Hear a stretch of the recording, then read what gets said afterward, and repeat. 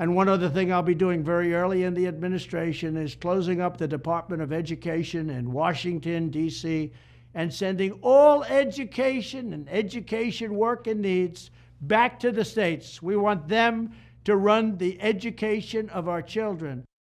Boom. That was days after he won the election last November. And once again, promises made, promises kept. President Trump moving forward with his plan to dismantle the woke, bloated Federal Department of Education. President getting a major boost on Monday from the Supreme Court. The justice has lifted a federal judge's order that had reinstated nearly 1,400 workers affected by mass layoffs at the department and had blocked the administration from transferring the key functions of other federal agencies.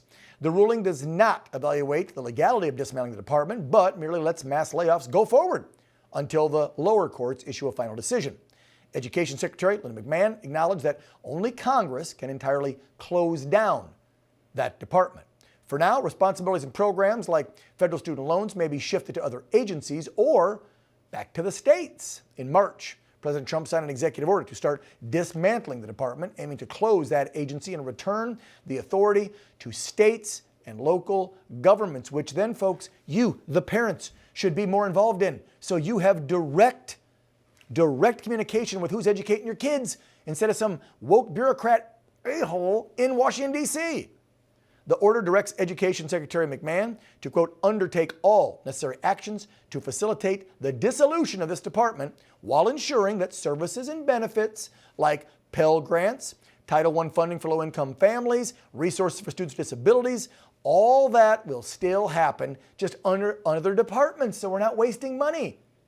Eliminating the DOE requires an act of Congress, as I said, and Trump remains optimistic that they're going to get it done while he's in.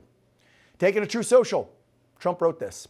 The United States Supreme Court has handed a major victory to parents and students across this country by declaring the Trump administration may proceed on returning to the functions of the Department of Education back to the states. Now, with this great Supreme Court decision, our Secretary of Ed, Linda McMahon, may begin this very important process. The federal government has been running our education system into the ground, but we're going to turn it all around by giving the power back to the people. America's students will be the best, the brightest, and most highly educated anywhere in the world, thanks to the United States Supreme Court. Yeah, we used to. Go back to the golden era of this country. We used to care about teaching, reading, writing, and arithmetic. Here now to sound off about this, she's a former California school teacher and the founder of Kids and Country, Rebecca Friedrichs, back on the program. I'm just going to let you have the first one. I don't even know if I need a question here, but just weigh in on what the Supreme Court did and what this means for kids' education moving forward, Rebecca. Yeah, this means a lot. It's a really good day for the kids in our country.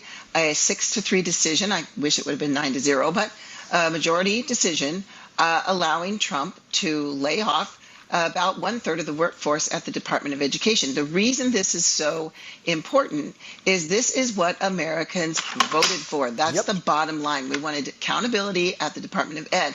I can think of no other department that's been more destructive to our children and our nation than the Department of Ed.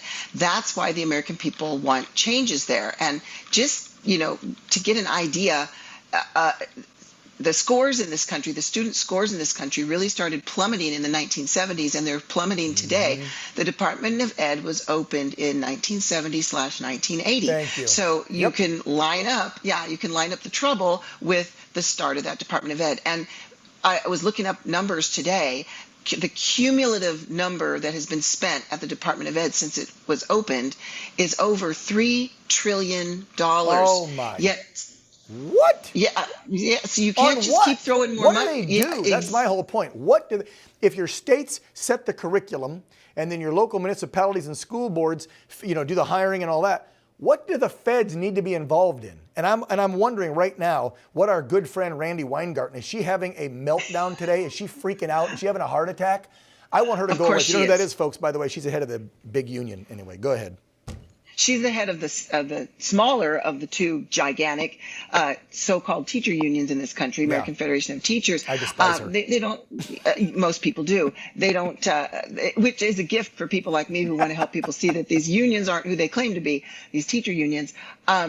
Yeah, she's definitely having a meltdown. She's also involved, she and other union leaders are involved in lawsuits against closing the DOE. Of course they But are. it's important. It's important. You asked, what would people like her be saying right now? Well, they'll say, oh, this is going to ruin federal grants, so students can't get help with school. That's untrue. Trump and his team have made it very clear that they would move things like federal grants to different departments. So the students won't be missing out on support. They'll just be missing out on the gigantic bureaucratic bloat at the Department of Education. There's so many people there that don't need to be there. Right. When Secretary DeVos was in charge, there was a lot she could not get done because of the bloat at the department. Right, In fact, right. she said, quote, that department is, quote, a failure at its mission. So we have to move things around. It's a little bit painful to move things around, but it's what we need to do so that we can get back to educating children well, like we used to do in the United States. Yeah, if you go back and look at our numbers in the 50s and 60s and early 70s, like you said, before DOE was created, we had the highest scores. Our kids were smart as a tack. And then this thing came along. And another big win, besides getting rid of the bloat, in my opinion, Rebecca, and I'm sure you can weigh in on this, is now we won't have the federal dollars directly tied to your local school district where they have to implement the federal woke BS that the previous two regimes, meaning the Obama regime and the Biden regime, were spewing on our kids, right? Because if a local school district wanted that big dollars from the feds, they had to, if there was some woke curriculum they had to institute, it's do this or you don't get your money.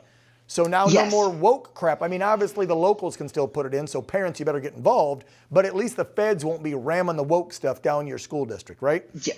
Precisely. There's two examples I would love to share if there's time. The first one is under the Obama administration, the teacher unions and others wrote policy and put Obama in office. And their policy was, I call it anti-discipline policies, but they were policies to make it so that students of color wouldn't be held to accountability for their bad behavior. I remember and what that. happened is, we reported on that. And so and so the schools wanted the money. They wanted the federal dollars, so they implemented this. And it happened while I was still teaching. My classroom became a war zone. You couldn't control the students anymore because there wasn't discipline for the kids who were really acting out. And then the second thing is Common Core. When Common Core came in, I was still teaching when Common Core came in.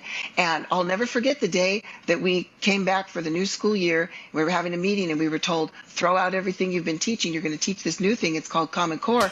And I raised my hand and said, what's Common Core? And they said, we don't know. It hasn't been written yet, but I was supposed to teach it.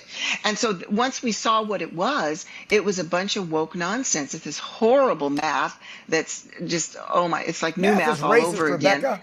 Anyway.